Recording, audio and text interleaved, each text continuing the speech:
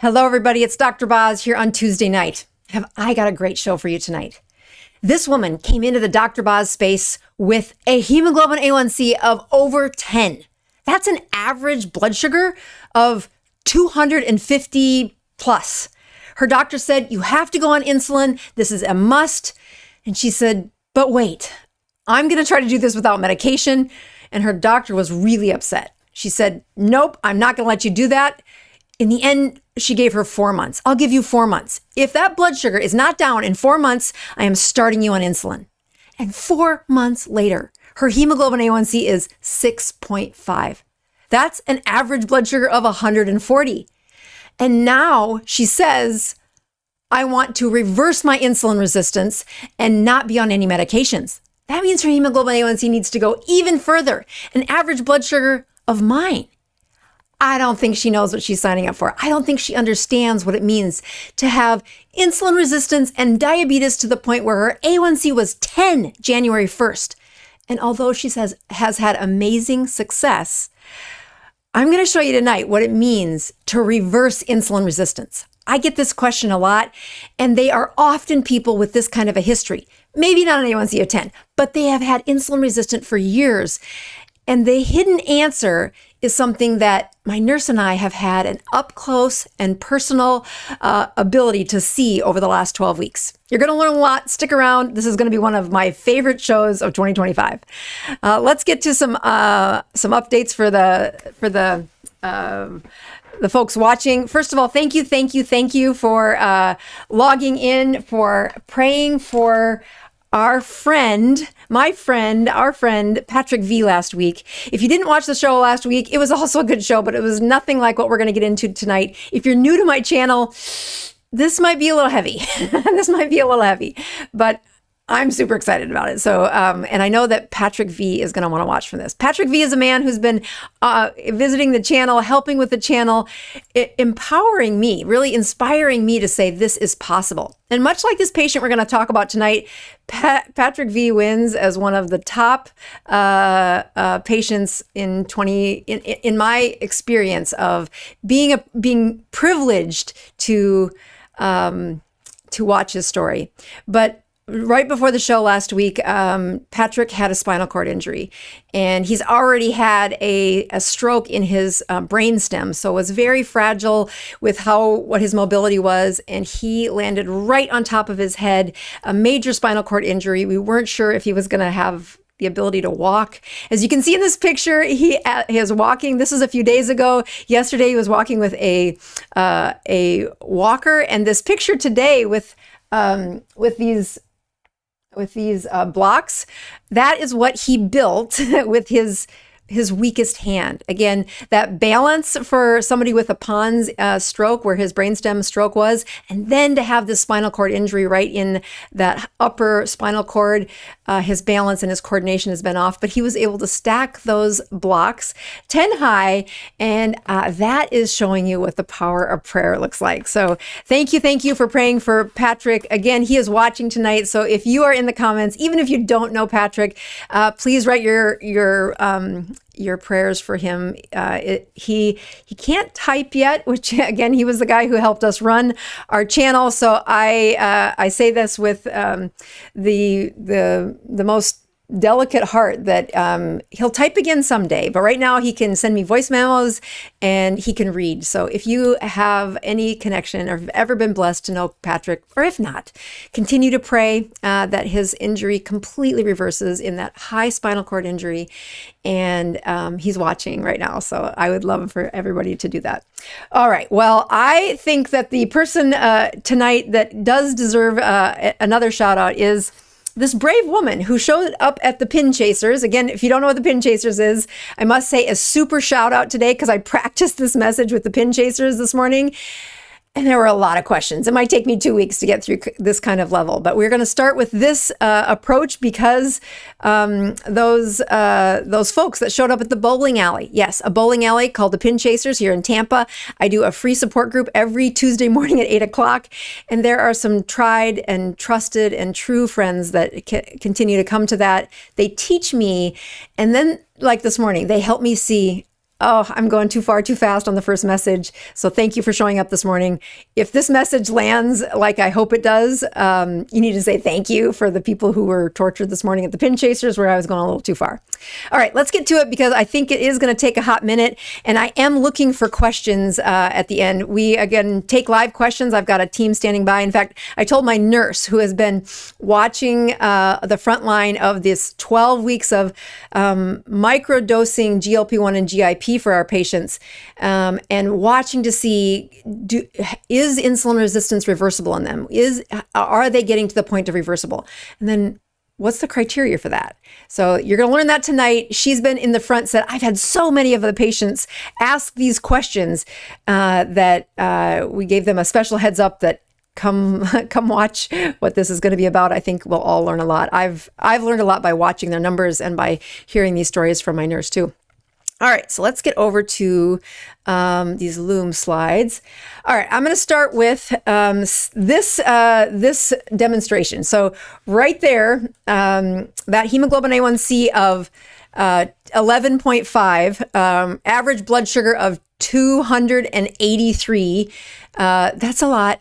And as you watch that blood sugar come down, that A1C of 10 go to 250, that A1C of 7.5 go to 170, that A1C of 6.5, which is where this woman is today, can't quite see it on that slide there, is 140. So her A1C did go down in 4 months from an incredibly high blood sugar to one that's still high enough to cause disease.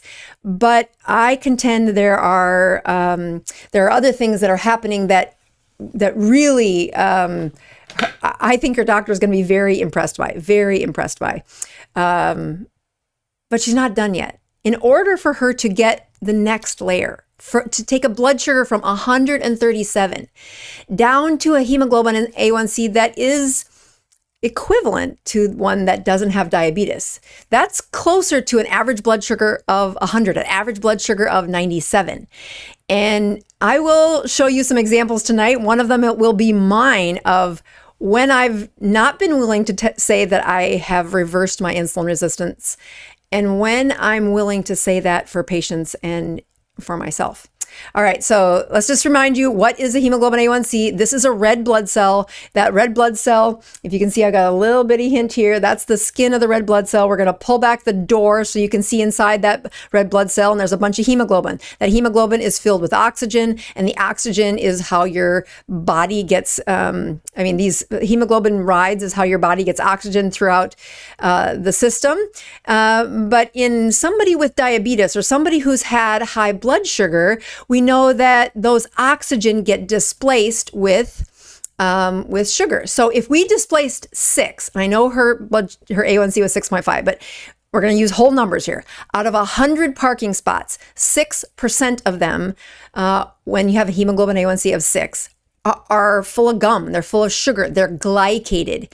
And when 6 out of 100 are glycated, we know that if your red blood cells last 100 days, which is the average for most people, that the blood sugar that's in your system is around 126. And because that lifespan of that red blood cell is so stable and it is an irreversible bind, once that sugar binds to that spot on your hemoglobin, you cannot undo it. You have to wait for the life cycle of that red blood cell to turn over. That a hemoglobin A1C of 6 is an average blood sugar of 126. That's not quite where our patient was when she had last checked a week or so ago with her A1C. She was at 6.5, which is an average blood sugar of about 140. She just wants to go down by 1. She wants to take one percentage point. No problem, right? Look at how much I've improved in the last 4 months. This will be no problem. So when there's only 5 seats that are gummed up by sugar because her average blood sugar is now 97, it's not that much difference, is it? But this is where I get so many questions coming into the channel, so many people saying, well, why is it that way? Well, yeah, when will I be better? When will my insulin resistance be gone? And as the folks that have left the 21-day adventure, that class that is really one of my favorite things to do. We only do it twice a year. We have 200 students. That's all we take. And when those seats fill up, we close the class. But it is the best investment of learning how to do this and getting those medications to be reversed by your physician. So here's what we're going to look at. So I'm going to start by showing you healthy. And by healthy, I mean there is, this is what it looks like when people do not have insulin resistance. So these numbers come from a couple of studies. We'll put those studies in the show notes. I'm going to change this so that you guys can see a little better about what these numbers are about to do. So you've got that this chart that has the glucose off to the side, and I want you to see that the bottom number here is at 80. Okay, so 80 blood sugar is the lowest. You're going to see the highest is 200. And when I have patients that come into my clinic that have never had insulin resistance, or the ones that have reversed it, this is what their blood sugar curves look like.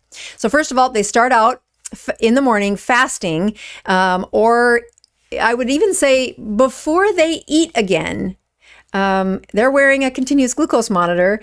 We have studies that show this, but now today, you don't need to be in the study to figure this out. You do need a continuous monitoring of your glucose to say, well, what happens? So this little point right here, that is less than 90.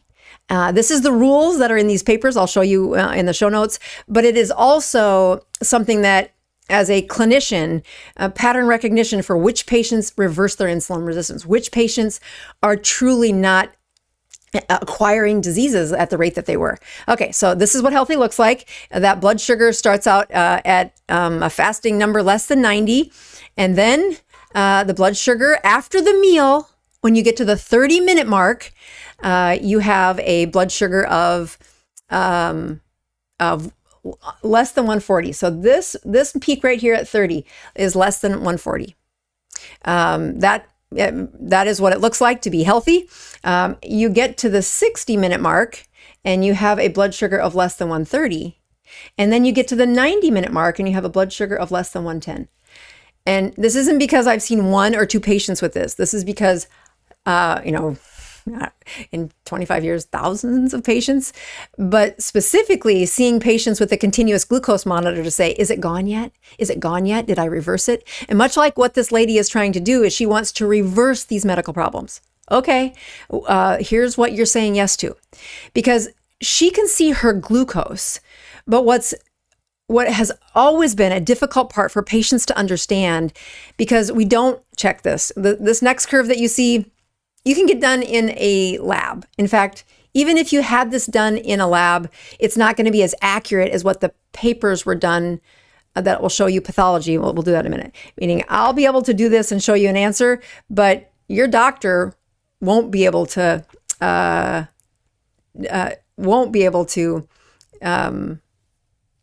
doing something there. Oh, there you go. I'm touching a key that I don't know I'm touching.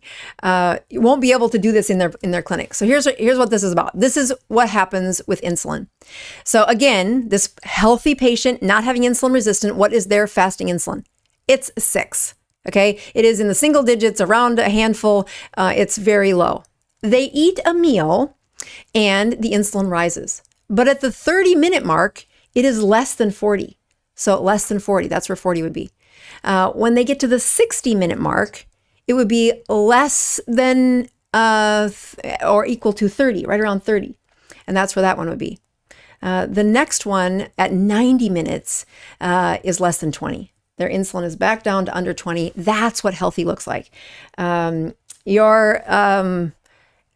These curves are not from one patient, but hundreds of patients. And then the study that you'll see, which uses advanced ability to look, which is an insulin clamp, keeping blood sugars stable, then watching how that healthy person without insulin resistance is able to hold a blood sugar and how much insulin does it take to do that. Really cool stuff I couldn't do even if I wanted to. All right, so there's that. Let's go to this one. I think I'm going to need to get out of the way. So here we have the patient that we're talking about whose hemoglobin A1C is 6.5. She's doing so great.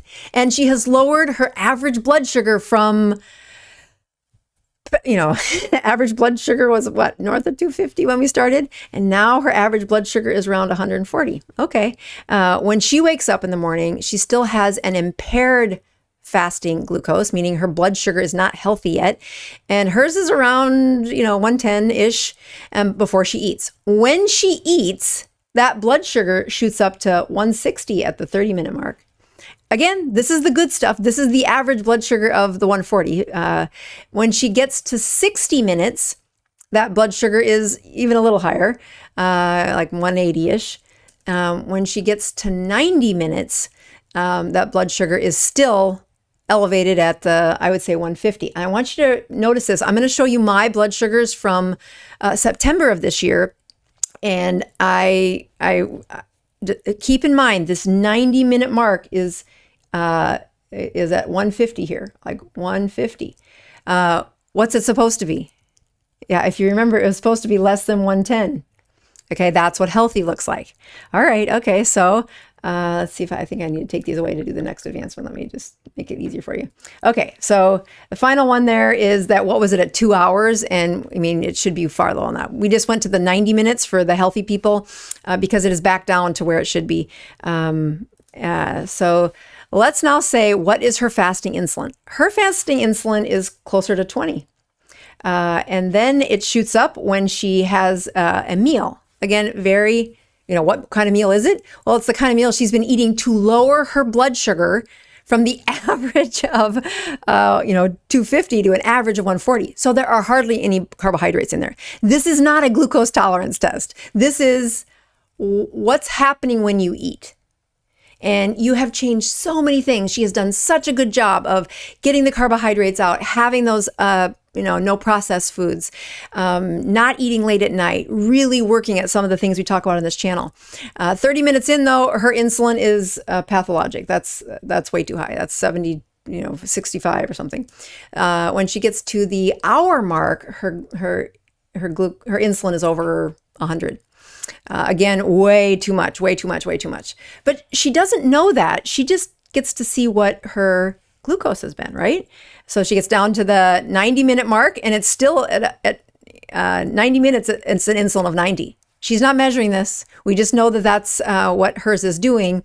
And now at 120, she is still way too high on the insulin factor to be reversing these medical problems. Again, why does she want to not go on insulin? Why is she on the ketogenic diet? Why is she leaning into all this? Because she has several medical problems brewing her way. And that's not gonna go away anytime soon. So hang tight. Before we go, we're gonna show you what let's go to the Loom website. Yeah, this is it. All right, so I'm going to show you my blood sugars and give you, I think it's going to work here, that when I hover here, oh yes, that's what I want. Okay, so remember those times. Okay, if you're in the chat and I'm answering these, I'm watching the chat while we do this, even though it's not on the screen. I want you to notice this was before the hurricane. Now, this is a Dexcom's dashboard. Where I can see that I was wearing a Stello and I was wearing a Dexcom G7, this one right here. So I have two numbers here, but the point isn't so much that I mean, actually, it is a big point. It's why I wore several of these at the same time. Stello, you cannot. This is the one you can buy over the counter without a prescription, but you cannot calibrate it. And if you're just looking to say, how high does my sugar go? What's one thing? But I'm trying to show you, how do I reverse insulin resistance? Well, you need to know the number. You need to know, is your blood sugar below 90 before you eat in the afternoon? And that's one of our take homes that we're going to get to in a minute. So here's me. This is Friday, September 20th. It is 4 o'clock in the afternoon, and I try not to eat late, but look what happened here. So here's a 4:30, and I ate, right? So even if I go to the lower one at 68, so at 4:30 at 30 minutes, 5 o'clock. So that's 30 minutes. It says on the lower one, which was the Stello, I think, that my blood sugar's fine. When I look at the upper one, let's go to the upper one. It was, so this is definitely confusing. Oh, no, that was the upper one. Okay, so I get to the 30-minute mark, and am I less than 130? Oh, sure, I am. Okay, so now at the 60-minute mark, Am I less than 140? Yes, I am. At the 60-minute mark, I'm supposed to be less than 130. So 60 minutes, 1 hour into this test of, is my insulin resistance going away or is it staying? Well, it's 160. Okay, way higher than it's supposed to be. It's higher than it was a half an hour ago. So then let's go to the 90-minute mark. Okay, at 90 minutes, it's supposed to be less than 110. So that's going to be at 6 o'clock, right? So 6 o'clock comes around, I'm 167. So despite having not eaten all day, right? I'm sure I was fasting here. I mean, I only use the word fasting when I get to 36 hours. So I'm sure I was time restricted eating. I'm going to eat supper with my husband on a Friday night. That's probably what I did. And I get to an hour and a half and I am still at almost 170 blood sugar. Okay, even if the lower one is correct, I'm still at 130. People without insulin resistance have a blood sugar less than 110 at this 90-minute mark. When I get out to 2 hours, I'm starting to do something naughty. This is where it gets really low, like 45. Now, whether 45 was correct or 60, we both agree that, yeah, it's the lowest it should. You can see it plummet. And that dip down is very dangerous. Not like I'm going to die, but I'm like, that's a sign there's pathology behind what I'm doing. Let's do a time of confession here. I'm going to change. There's a couple more examples. Maybe I should do that before I change that. We're going to do one more example before I go on. So oopsie, go back to here. So let's go to the 19. Here was another, this is on Thursday, the night before. So whatever I was doing at 4:30, I get home and we're going to have supper as quickly as possible. And whether I grazed, I don't know. I mean, this is a slower slope. Maybe I was really hungry and I started eating before supper happened. But here's when I start to eat. By the time that meal is, so there is, 4:30. By the time 5:30 is there, we're at 1 hour. So it should be less than 130. And we're just right on the edge for one of those. But then you get out to that 90-minute mark and that's clearly not less than 110. Neither of those are less than 110. And this, you say, well, is this for a glucose tolerance test? No, this is for, am I eating, this is in September, am I eating properly enough to reverse my insulin resistance? And if you were watching the show at that time, you heard me say over and over and over again, is it ever possible? Have I seen people do this? And I'm like, yeah, but it's really hard. It's really hard. And I'm not a sissy. I'm willing to eat sardines and, do the kinds of things that, you have to do in order to get healthy. And yet I was eating in this narrow window, but whatever I was eating was sending my blood sugars up high enough that they could not get back down to what they should be, to what a person without insulin resistance looks like. So let me show you what my numbers are in recent days. So I'm going to go back in the last 7 days. So this is one of those moments of confession.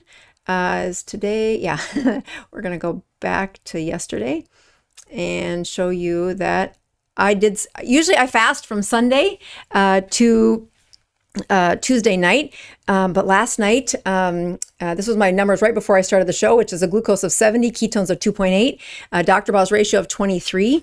I usually fast from Sunday till the show on Tuesday, but last night was the first time that I had guests come to my house. And I warned them, I fast on Mondays, but it's been a long time since I've even been tempted. We've been hurricane homeless. We finally are back in our house. We don't exactly have furniture, which I didn't think about until the guests got there. And I said, well, I'll have a charcuterie board for them and we'll just have a few snacks. We'll play some cards and we're going to do something that normal people with a house might do with I don't know, that sounds normal to me. So it was great until I got home. And then I said, oh, I am not going to fast. I'm totally going to have a glass of wine with this lady that's come to my house, my first guest. I'm going to have some of this charcuterie board. And so it was little bitty pieces of meat that is very Italian. The people that were coming to our house are Italian. So I went to the Italian grocery store and got little cut up pieces of like bacon, but they're called something else. It's like prosciutto, and I air fried them so they're really crunchy, and I had them with some cheese. So really ketogenic is what I'm saying. There was no carbohydrates, and one glass of white wine, which was pretty light. And let me show you what my numbers were for last night. So let's go back to this one, not that one, website. There's one right here. All right, so let's just make sure you see that this is Monday, May 5th, 2025. I've been fasting, and so here's the numbers during the, I'm doing my day. I didn't put my CGM on till then, so I put one in. I didn't calibrate it right away either, but it's probably normal. This is probably what my blood sugars look like when I'm up and doing my life. And then it's 4:30. My husband comes to pick me up because we're one car's in the shop, and I am starting to I'm not eating right here. I still have a blood sugar where it's 90. I haven't eaten. I'm trying to be strong and not eat when these people come to my house. But that doesn't, this story gets a little harder to tell in a hot second here. So here is where I said, all right, forget it. I'm going to have some of this charcuterie board with you. And so that's at, 7 o'clock. Again, probably later than I like to eat, but I'm so happy these guests have come to my house. So that's at 6:45. My blood sugar is 85. I start to have some of that charcuterie board. By 7:45, we're at the hour mark. And notice that at 7:45, this is a very similar pattern to what was here last time, but look at what my blood sugar is at 7:45, 1 hour into this. Oh, it's following the rules of insulin resistance. That insulin resistance is only better if the blood sugar does not get, at the 30-minute mark, it should be less than 140. At the 60-minute mark, it should be less than 130. At the 90-minute mark, it should be less than 110. And by golly, that's what mine is. In the past, I've shared with many people, especially the pin chasers, that it wasn't the sexiest way to lose weight. I lost my house in a hurricane, and I haven't had a kitchen until just recently. And I have a pattern. I have stopped a few behaviors that I probably should have been able to stop long before I had a hurricane hit my house. But especially as you watch to see what does it look like for these patients who say, okay, I got out of the danger zone. My blood sugar is no longer 250. What will it take for me to reverse that completely? How do I get out of insulin resistance? Okay, we're going to cover that in just a hot second. We're going to do a paid commercial before we go to the rest of this lecture. And then, and by paid commercial, I mean, I've been telling you the last couple of weeks that Mother's Day is like a month away. It's not. It's next Monday or next Sunday, excuse me. So if you have a mother in your life, and even if you have friends that are mothers, it's one of my favorite things to do. Let me go over here to website. Loom. There we go. This is bozmd.com. And if you go to the shop, you will see a pop-up come for Mother's Day. This glow serum is one of my favorite gifts to give any girlfriend of mine, but also for moms for Mother's Day, we've taken $50 off in hopes that you gift your mother this. It's gorgeous. It's lovely. It's the only thing I use on my skin.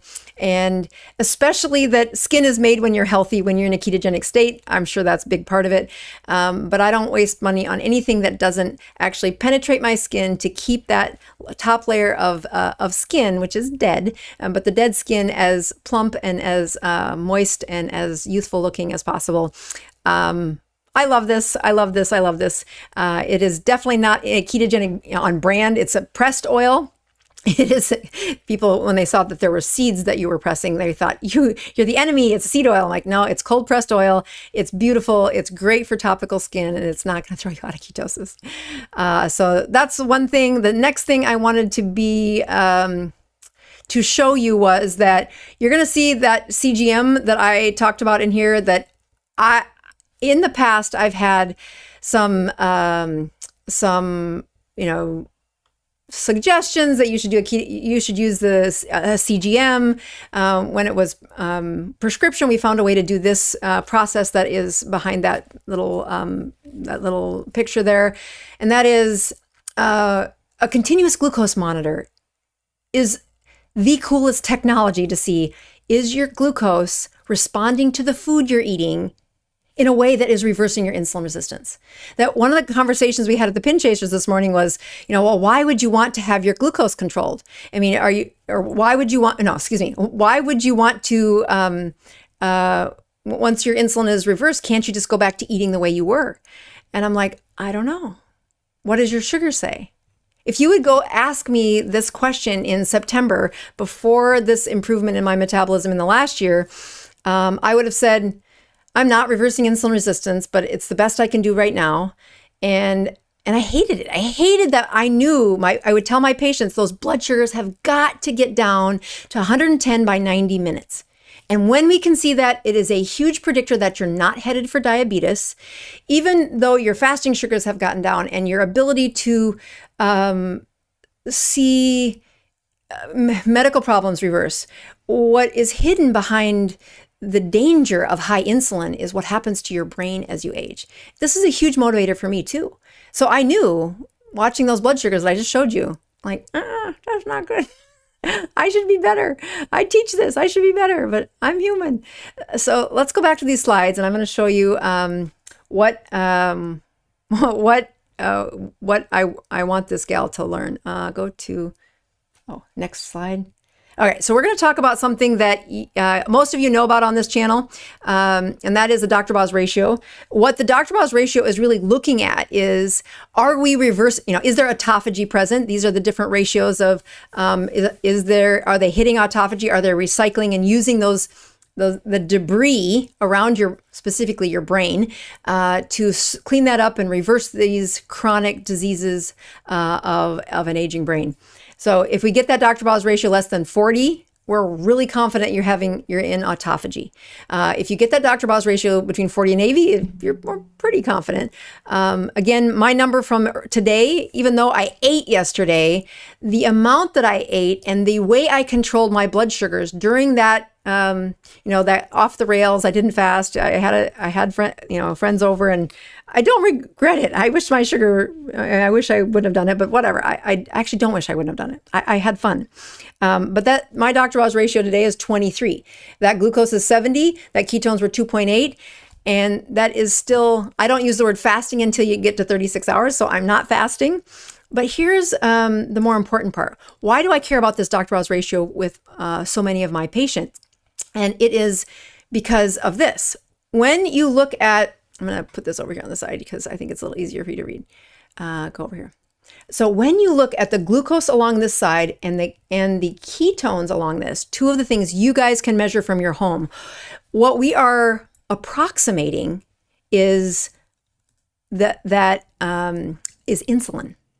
Okay, so as this Doctor Boz ratio goes from 200 to 150 to 100 to 40, so goes the amount of insulin it's taking to get you that number. And even with a blood sugar of 140, mine was going up to 160 there on that example. Had I checked ketones then, my ketones would probably be 0.5, 0.6. But in the last season where I've just really taken the volume of food down, when I eat, it is very ketogenic. And I mean, I think it's been 6 weeks since I've had a glass of wine. I mean, really just don't do that. Don't go there. It's not doing me any favors. And it really messes up my numbers. So as I look at that improvement in insulin, we know that you can calculate what your approximate insulin level is by doing this Doctor Boz ratio. So for instance, when the blood sugar here was 150 and the ketones, you can't see on this level, but it's 0.5, that's the Doctor Boz ratio of 200. As that Doctor Boz ratio comes down, so does the amount of insulin. And when you do this little tip over where now they've got a blood sugar, in the 2 digits instead of 3 digits, and the ketones that are a little bit higher than 1, we have an insulin that is much less pathologic to control that metabolism. And our gal, we're going to show you her slide here in a second, is going to try to take her hemoglobin A1C from an insulin resistant number. 6.5 is an insulin resistant number, period. But she's going to try to take it to a non-insulin resistant number, which is closer to 5.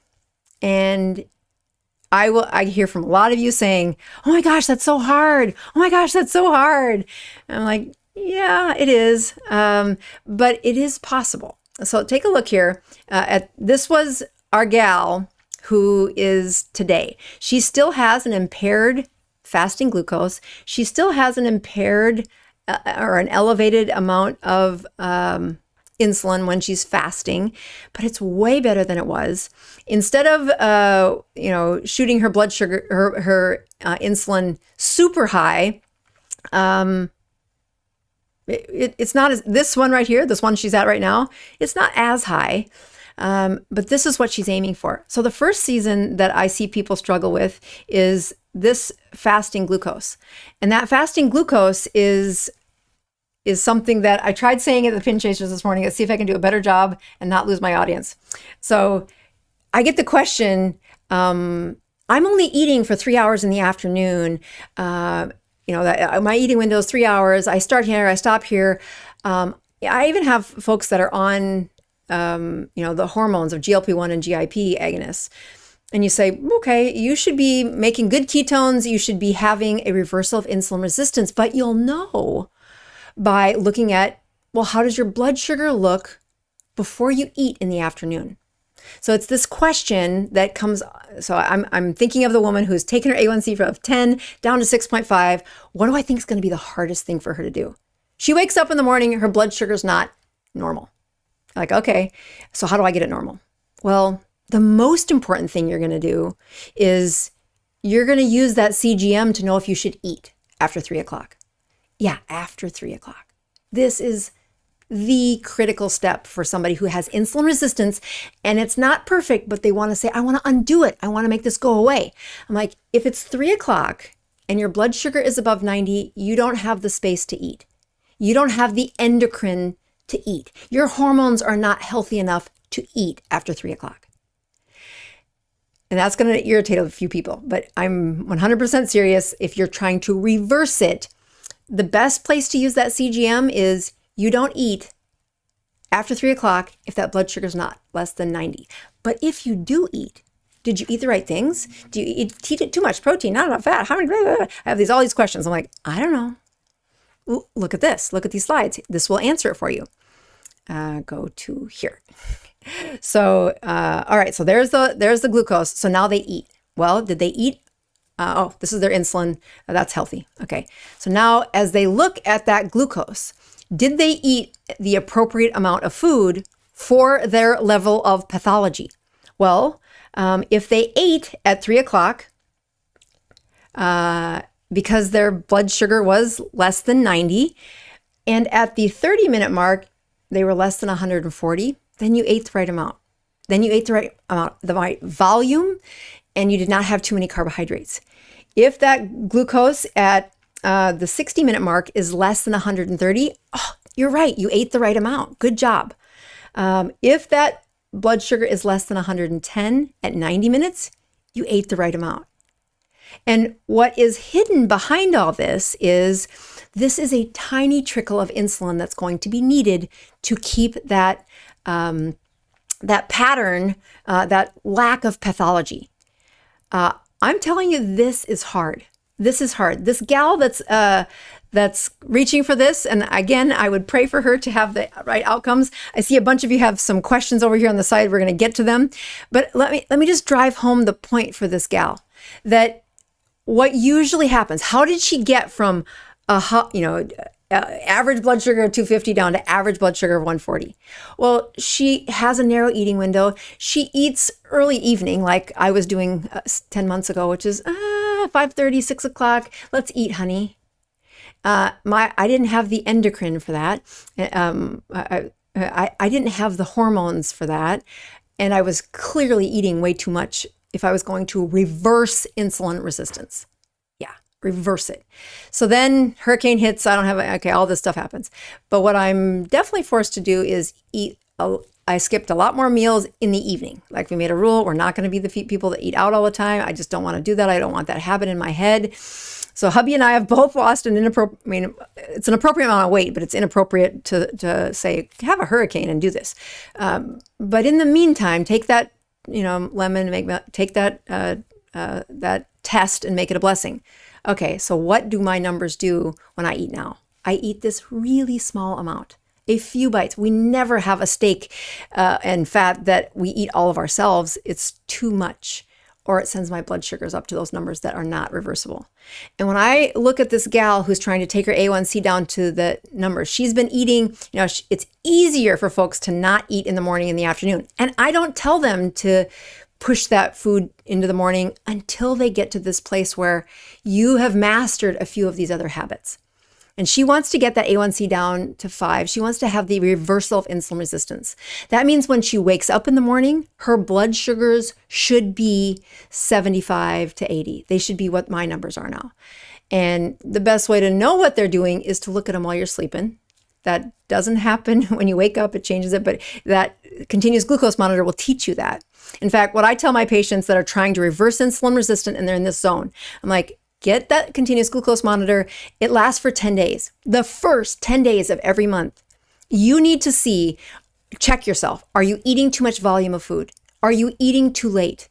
And if your morning fasting sugars are not in that 70 to 80 range, less than 90 first thing in the morning, you're making insulin resistance. If when you eat, the 30 minutes is not less than 140, that 60 minutes is not less than 130, and that 90 minutes is not less than 110, whatever you ate was too much volume or too many carbohydrates for your endocrine, for your hormones. And don't take my word for it. Study you. The first 10 days of every month, that's what you should be looking at. And if you're trying to reverse insulin resistance, that is what it takes.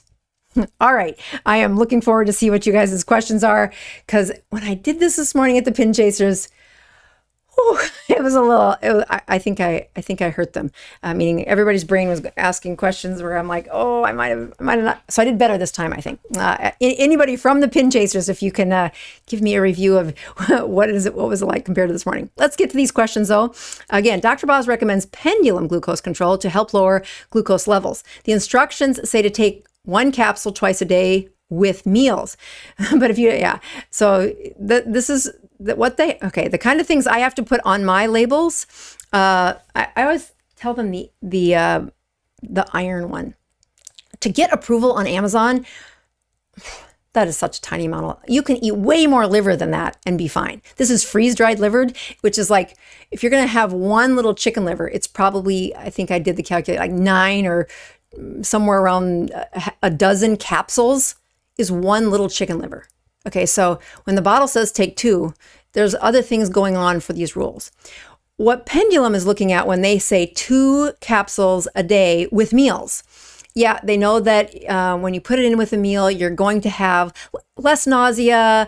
If they're normal, people that don't watch this channel, they're going to have some fiber in there, which is supposed to feed the little bacteria. Yeah, it doesn't matter. Your gut's going to figure it out.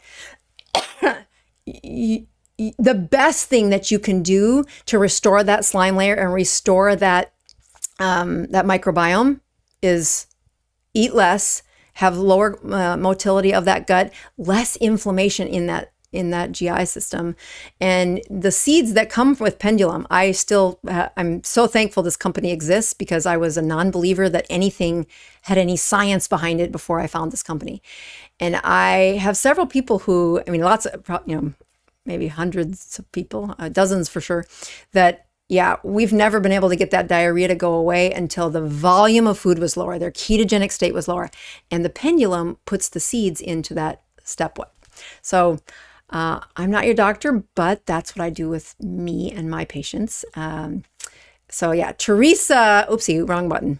Go back to questions. Teresa M writes in, how do we know for sure we are not insulin resistant anymore? Well, this is the perfect question. You can tell when they ask the questions early, this is what I'm supposed to have covered by this point. So don't, this is exactly what I tell my team to do. If I don't cover this, then I have a chance to shoot cleanup right here. So let me read the whole thing and then I'll get to it. Somebody has said that, okay, hold on. Somebody has said that she stated in another video that when our morning glucose should be in the 60s. Okay. How quickly should we get back into ketosis just because we ate more meals or fewer carbs or a few carb meals than normal? Okay. So let's answer a couple of these questions at a time. So the first thing, I probably have said that a glucose of 60 in the morning is okay, because I talk about the first threshold. Like, where did the friend with A1C of 10 to A1C of 6.5, where is she at? She's trying to get those morning fasting sugars in the double digits. Is that healthy? Well, it's healthier than what she's been, but is that what non-insulin resistant patients look like? No, their blood sugars are 65 to 75 in the morning. So yes, 75, I think my blood sugars, if I go back for the last 10 days, not fasting days, just regular days, my blood sugars 65, 70. That's what it looks like when the volume of food is low enough that my weight is stable. I'm not losing weight. My ketones are, again, they churn pretty good around that 1.2 day in and day out. This is not like sometimes. They're pretty good there. They were not that last fall. They were not that. All right, so let's keep taking on these questions because there's a few stacked in here. Okay, so there's the 60s. Okay, how quickly should we get back into ketosis? This is actually something my team and I were talking about, and I tried to do the slide for this, but I didn't get done. Maybe we'll have it by next week. What does it look like when you have a continuous glucose monitor? They eat like what, like the numbers I showed you from last night. What would my ketone numbers look like? Well, when you eat, you make insulin. When insulin is around, the ketone production goes almost to zero. It doesn't mean that your circulation goes to zero. It means that the liver is not going to produce ketones while you're putting calories in. Even though it's a few carbs, and even though it's or maybe there's no carbs like last night, it's still going to shut off the production of ketones for the most part, like a pretty good number. In a healthy metabolic state, the ketones will trickle right back up within a couple hours. When I see patients say, I had chocolate cake or whatever, I didn't have chocolate cake in the fall. I would have too much food. And that too much food would tip over to this volume trigger that I shouldn't have had that much. Clearly, my numbers went way too high. My blood sugar of 180 2 hours after eating is not normal. That's not healthy. Even if the one Stello is 15 points different, it's all wrong. That's not okay. Healthy people get back into ketosis within a day of, a binge. One of the hardest parts to see play out in real life, IRL, my son's text me, is when they've used alcohol.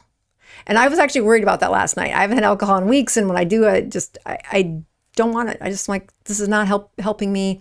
I don't like how I feel the next morning. Whatever this used to do for me, it is not doing for me anymore. But for whatever reason, I enjoyed the company and I enjoyed playing cards, and I was so happy to have somebody to come to my house with running water. So I had that, and I was like, oh, I'm going to do this show tomorrow night, and my sugars are going to be okay, but my ketones are going to be terrible. But I've been practicing this for several months. And what my ketones, I'm sure they did go down to 0.6 or 0.7 when I was drinking the wine and I had that food. But within hours, it should be working its way back up to this baseline metabolism of what my ketones should be. And, this is something we've really learned by watching patients on their dashboards, in that, the augmentation of their metabolism by putting a microdosing of GLP-1s and GIP after they left the 21-day, after the 21-day course was over. And we can see that when they fall off the rails, if they hadn't had the GLP-1 on, it would have taken a lot longer to get back on there. But even with the help of that, it's not, they're back in ketosis the next day. They still are eating too late and volume of food that's too high. And how do I know? It's not an opinion. Look at their numbers an hour and a half after they ate. So let's see if I answered that question, because I kind of started ranting there. How quickly should one get back into ketosis just because they had a few more? So it should be rather quick. Healthy people get back in rather quick. I can see that last a lot longer with alcohol, and I see it last a lot longer with somebody who's like this patient we're talking about with an A1C of 10 now to 6.5. If she did a carb binge, it'd probably be a week before she got back into ketosis. I don't know. I haven't seen that in her, but it would not surprise me. I've seen it many times. All right. And then, or is that something we will never be able to do again because we are insulin resistant? This was the question this morning that got my attention, like, oh, I might have missed the boat.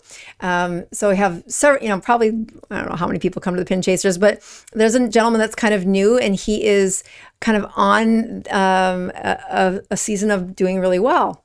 And as we talk about, well, once insulin resistance is fine, can't we just go back to eating the way we were? And I don't think I did a very good job this morning. I tried to say, in September, I would have wanted that. But there is some kind of tipping point, and I've seen this so many times that it's like, it's haunting, that when you're taking care of a process where you've done something for the hedonistic reasons, you've done it for the pleasure. This is so common with alcohol. So I would do alcohol addiction, and they would come into class, come into group for their recovery, and the judge sentenced them to our clinic. So they're not there because they want to be, but they have to get through, and they have to test sober, and they have to wear the ankle bar, whatever.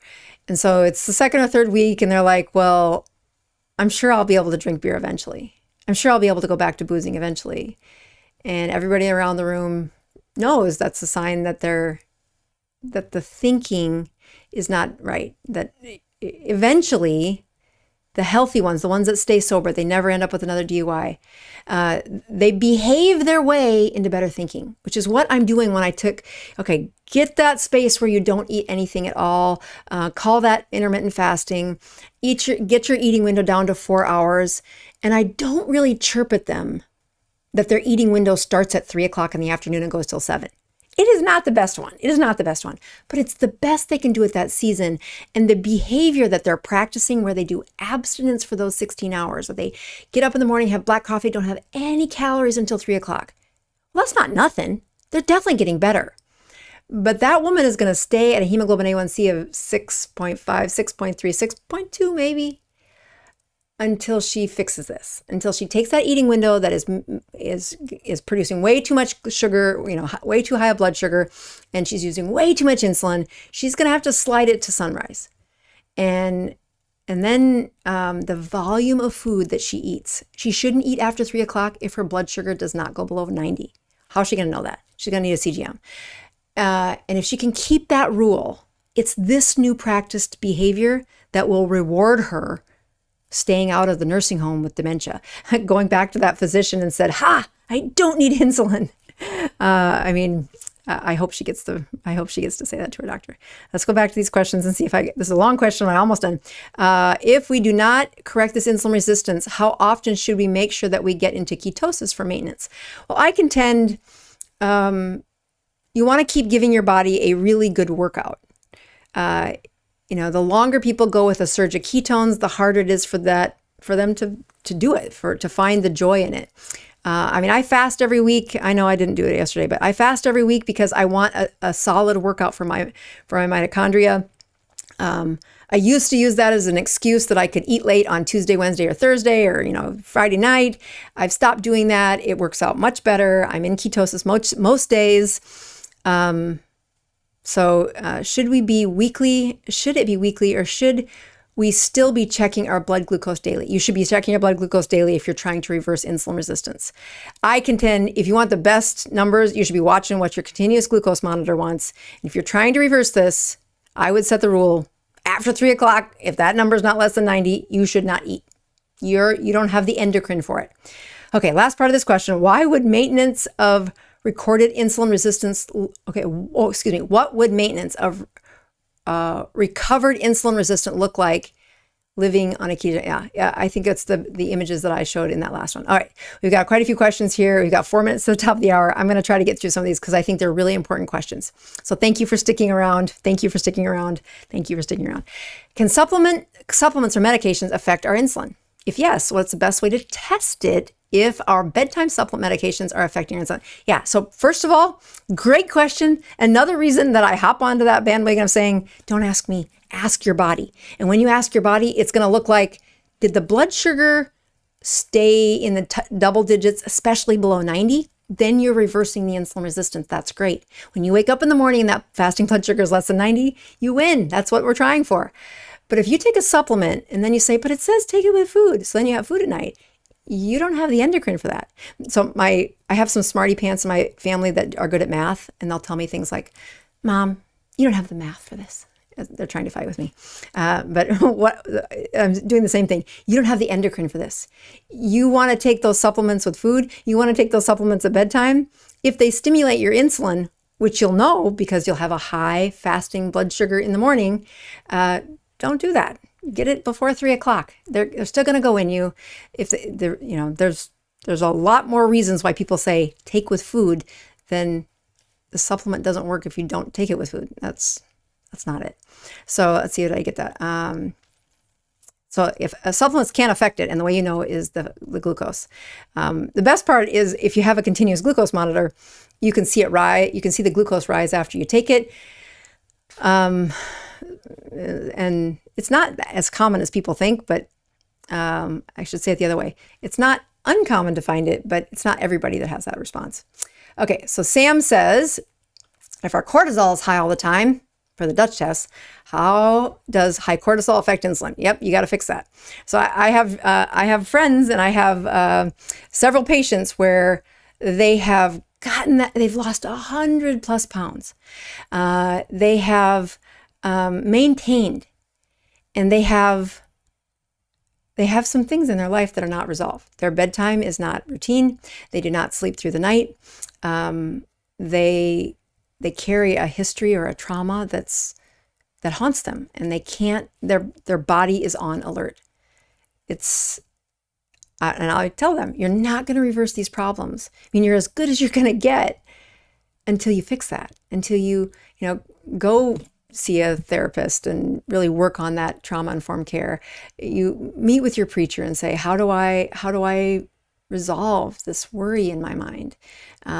They're not something that you can usually unpack all by yourself. When I see people with high cortisol, the first thing I think of is something hurt them so deeply that their brain won't let them remember it, or they don't choose to remember it. They block it out. And that's a great, how do you get through the moment? But it is a tax on your metabolism that finding a way to the other side of that hurt is how you lower cortisol. You're not going to get the insulin to go away until you address it. You will stay overweight. You will stay out with high blood pressure. You will stay insulin resistant until you fix that. And I would like to say that there's exceptions to that, but I don't think there are. All right, Susan writes in, can we ever get to a place of healthy insulin reaction, or will we always? Yeah, I do believe that. I want some fries. Well, so that's the difference between the alcoholic who says, I'm going to have a beer someday. Somebody today in the group who's been coming a long time, and she is adorable, but she does not like to eat high fat, I think is what the problem is. And she goes, well, don't you eat vegetables? I think she's asked me this question like a dozen times. And I'm like, if I eat vegetables, they are green beans that are fresh, and I have 3 of them. And the truth is, I don't desire that. I don't want that anymore. I have eaten this way long enough that that's not on my must-have list. So do I say I never eat vegetables? I'm not that pure. But it's just not something that I think of. So when I see people, do I have to do this forever? Do I have to do this? I want those French fries. I'm like, well, wear a CGM and watch what your body does with that. It affects you way more than most people realize. And to me, seeing the numbers helps people kind of say, I'm not just talking to the other guy on this YouTube channel. I'm talking to you. And you'll know because of your numbers. Okay. So let's do, can we ever, oh, that's what we just did. Okay. David, how long, min, max, typical, does it take for fatty liver to dissipate, assuming I can keep a strict 20-gram carb? So this is again, another hidden answer in a ketogenic diet, or in an insulin-resistant patient. Insulin-resistant patients all have fatty livers. Now, is it to the level where they have the diagnosis, where they can see it on ultrasound? I don't care. I mean, I do care, but that's not the point. You'll know you have a healthy liver when you wake up in the morning and that fasting glucose is 70-ish, plus or minus. And it's because the storage for the overnight glycogen has all been used. What has happened in a fatty liver is you went night after night after night without emptying it. And then you kept eating because it felt good, because those fries taste good. And your body will say, boy, this is our job, is to store this. And that volume of food has to get so small so that the top number at 30 minutes, you are less than 140 glucose. At 60 minutes, you're less than 130. At 90 minutes, you're less than 110. And when you eat low enough amount of food that you can do that, that's how you reverse insulin. That's how you reverse the fatty liver. All right. I'm going to call that a good night. Again, Mother's Day in 1 week. We really appreciate the support. Again, we bring you this free information because I love doing this, but I also, I can depend on those folks who support the channel by using some of the products. And if you have a mom or anybody that behaves like a mom in your life, I would love for you to bless her with what I think is my favorite gift. So see you next week, everybody. I'll be coming to you live from Tennessee next week. See you then.